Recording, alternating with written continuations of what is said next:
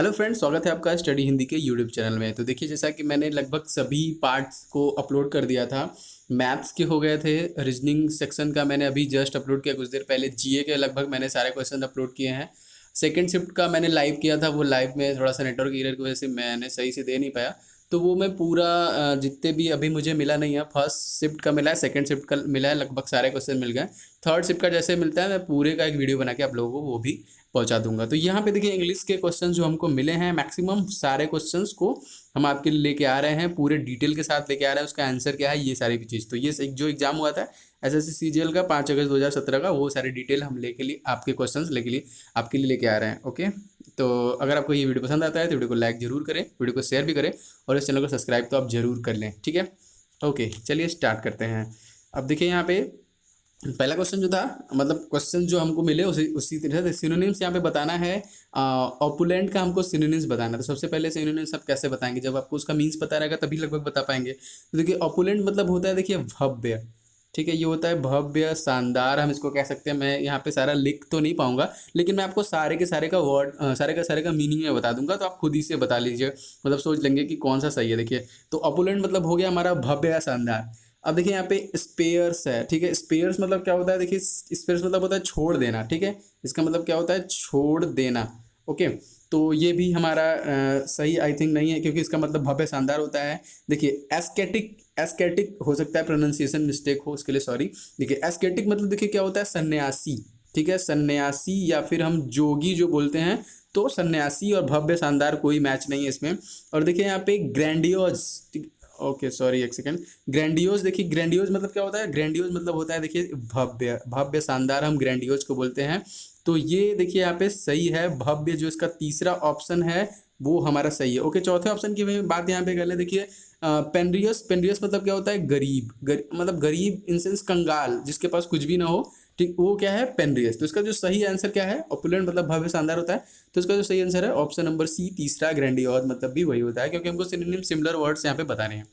ठीक है, चलिए बढ़ते हैं दूसरे क्वेश्चन की तरफ। दूसरा क्वेश्चन भी देख लेते हैं हम लोग। यहाँ पे सिनोनिम्स फिर हमसे पूछा है। यहाँ पे देखिए, तो ये क्या है, ग्रोस्टेक। ग्रोस्टेक मतलब देखिए होता क्या, सबसे पहले देखिए, विलक्षण या फिर विकृत रूप से, मतलब जो सही तरीके से ना हो।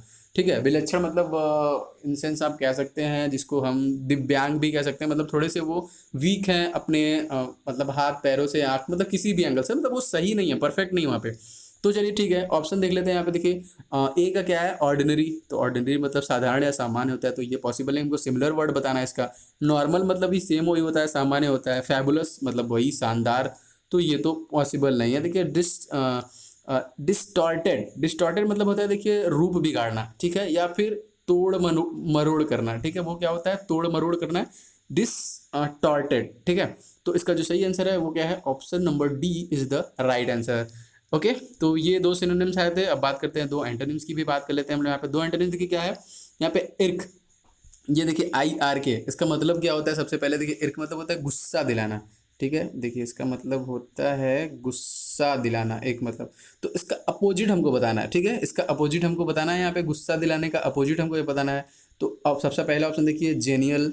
ठीक है, जेनियल मतलब क्या होता है, जेनियल मतलब होता है, देखिए, हंसमुख, जिस मतलब जो बहुत हंसमुख हो, जिसका हंसमुख मिजाज का हो। तो सिंपल हमको एंटोनिम्स बताना है। तो सबसे पहला ही आंसर हमारा हम मिल गया, वो सही है, तो हम तुरंत आगे बढ़ेंगे। कितना, चौथे तीसरे ऑप्शन में कोई ज़रूरत नहीं जाने की, लेकिन फिर भी मैं आपको यहाँ पे इसके मीन्स बता देता हूँ, जो कि हो सकता है आगे आपको एग्जाम में उससे कुछ मदद मिल जाए।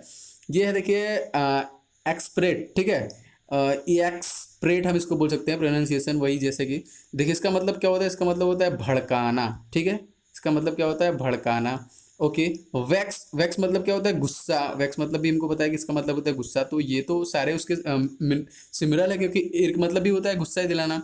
और पीक, पीक मतलब हमको पता है खिज, मतलब जब किसी आपको बहुत ज़्यादा पिक पोक करते हो, टार्चर करते हो, तो वो खिंच जाता है, चिढ़ जाता है, तो उसको क्या बोलते हैं, पिक। तो ये तीनों ऑप्शन नहीं सही है। Option number one is the right answer, जेरियल। जेरियल मतलब होता है क्या, हंसमुख। ठीक है, चलिए, एंटोनिम्स ये हो गया पहला, मतलब तीसरा क्वेश्चन था। आगे बढ़ते हैं, आगे देखते हैं कौन सा क्वेश्चन है। ओह सॉरी, ठीक है, ये क्वेश्चन देखिए क्या है, इसमें फाइंड द एंटोनिम्स। इसका एपेक्स, ये बहुत ही जी, देखिए यहाँ पे एपेक्स क्या होता है, शिखर। ठीक है, जो सबसे ऊंची चोटी जिसको बोलते हैं, सबसे उच्च बिंदु होता है क्या, एपेक्स होता है, सबसे ऊपर वाला। ठीक है। बेस, अब देखिए इसमें भी पहला ही आंसर सही है, मतलब पहला ही ऑप्शन सही है। बेस मतलब क्या होता है, एकदम नीचे वाला जो बेसमेंट होता है, जहाँ पे गाड़ी मोटर खड़े होते हैं, मतलब किसी भी बिल्डिंग के बेसमेंट होता है, फिर किसी बिल्डिंग का नींव की अगर हम बात करें तो क्या होता है, बेस होता है।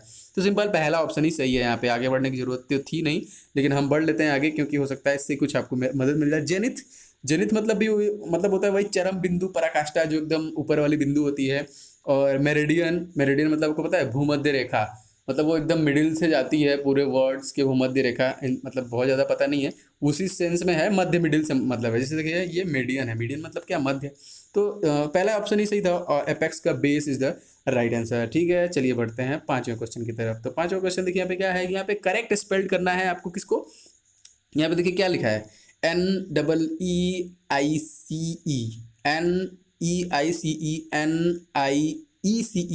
NICE, सॉरी NECI, बहुत अच्छा दिया है यहाँ पे, आप कंफ्यूज हो जाएंगे। नीज मतलब होता है भतीजी, इसका जो कि सही जो स्पेलिंग है वो है तीसरा वाला सही है, ठीक है। NIECE, ये इसका जो स्पेल है वो करेक्ट है, ठीक है। एक और आया था डिक्शनरी का था, तो वो भी इजी था, ये तो मैक्सिमम लोगों ने छोड़ा नहीं होगा इसको। देखिए यहाँ पे आप DECTIONARY है, ये नहीं है, ठीक है। DI, देखिए क्या है, डिक्शनरी, डिक, सबसे पहले डिक, ओके डिक मतलब डिक, ओके सनरी, SIONARY। तो ऑप्शन ये जो था ऑप्शन जो है डी वाला, यही हमारा सही है। यहाँ पे भी करेक्टली स्पेल्ड करना था, जो गलत वर्ड है मतलब जो करेक्ट वर्ड है हमको वही ढूंढना था। तो ये था हमारा क्या, छठा क्वेश्चन। ओके, आगे बढ़ते हैं। देखिए यहाँ पे आपको क्या है, इरर ढूंढना है यहाँ पे कि किस में इरर है। देखिए if I am you I would not have behave like that, अगर मैं तुम्हारे जैसा होता है तो मैं ये इस तरीके का बिहेवियर नहीं करता। तो यहाँ पे देखिए क्या गलत है, देखिए इफ आई एम यू में गलत है, या फिर I would not have behaved like that, इसमें किस में इरर है। यहाँ पे देखिए सबसे पहले वाले में ही इरर है, ठीक है। ऑप्शन जो इसका ये है पहला, इसमें हमको इरर है। यहाँ पे देखिए यहाँ पे हैड बीन का यूज होगा, ठीक है, ठीक है। इफ आई हैड बीन मतलब एम के, ये एम वाले पोजीशन पे हमको हैड बीन यूज होगा, तो यहाँ पे ही हमको इरर है, यहाँ पे ही गलत है, ठीक है। इफ मैं हूँ यहाँ पे बोल रहा है ना, इफ मैं हूँ तुम्हारे जैसा, तो ऐसा कुछ नहीं है, अगर मैं रहता तुम्हारे जैसा तब, ठीक है। तो यहाँ पे क्या है, मतलब मे बी, मतलब मैं गलत हूँ, लेकिन इसी तरीके से है, ओके। चलिए बढ़ते हैं आगे, अगला क्वेश्चन की तरफ। देखिए इसमें भी इरर हमको ढूंढना है, he made me to do all the work, ठीक है। इसमें देखिए ही मेड मी में, टू डू में, या फिर ऑल द वर्क में, या फिर नो इरर। तो यहाँ पे देखिए क्या है, try do in place of to do, ठीक है। Infinitive to is not use with the verb make, ठीक है। तो यहाँ पे जो इसका सही आंसर है वो है option number B, to do, ठीक है। यहाँ पे रॉन्ग है, वहां पे बस क्या है, डू होगा, टू नहीं होगा, टू का यूज यहाँ पे नहीं होगा। तो ये रहा आठवां क्वेश्चन।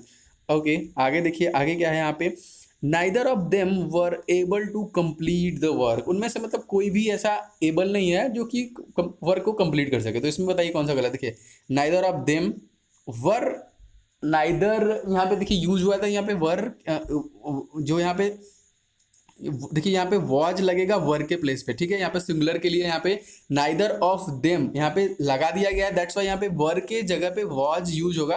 तो यहाँ पे बी वाला जो है इसमें गलत होगा, ठीक है। तो मतलब बहुत ही रेयर, बहुत ही मतलब कॉमन जो इरर्स मतलब ग्रामर के रूल्स हैं, वो आप अगर अच्छे से पढ़े हैं तो यहाँ पे आप लगा सकते हैं। ओके, चलिए बढ़ते हैं अगले क्वेश्चन तरफ। 10वां देखिए, वन वर्ड सब्स्टिट्यूशन से हमको क्वेश्चन आया था, a person who is made to bear the blame due to the others, एक ऐसा पर्सन जो कि किसी दूसरे की वजह से दोषी करार दिया जाता है। एक्चुअली में वो दोषी है नहीं, लेकिन वो दूसरे की वजह से दोषी करार दिया जाता है। तो उसको हम क्या कहते हैं वर्ड में। देखिए सबसे पहला क्या है, omni present. Omni present, omni present मतलब क्या होता है, देखिए इसका मतलब होता है सर्वव्यापी या फिर सर्वव्यापक, जो सब जगह मौजूद होता है, उसको हम क्या कहते हैं, ओमनी प्रेजेंट। तो पहला ऑप्शन तो यहाँ पे सही नहीं है। ओके, दूसरा ऑप्शन क्या है, एनोनिमस। एनोनिमस मतलब क्या होता है, बेनाम, गुमनाम, उसको हम क्या बोलते हैं, एनोनिमस। बेनाम हम जिसको बोलते हैं गुमनाम, वो हो गया एनोनिमस। और तीसरा क्या, देखिए स्कैपिगॉट, ठीक है। स्कैपिगॉट, स्कैपिगॉट वही अगेन प्रोनाउंसिएशन मिस्टेक मेरे से हमेशा होता है।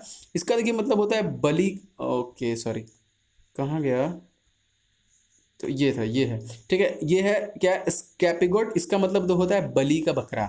बलि का बकरा, देखिए यही यही सुटेबल जो है इसका वर्ड में सब्स्टिट्यूशन है। तो तीसरा ऑप्शन यहाँ पे सही है। और चौथा देखिए क्या है, एपिलॉज। एपिलॉज मतलब क्या होता है, उपसंहार हम इसको बोलते हैं, ठीक है।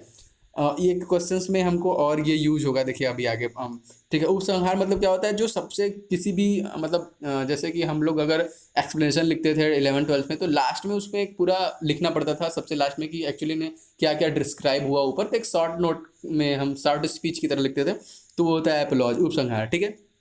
तो option C is the right answer.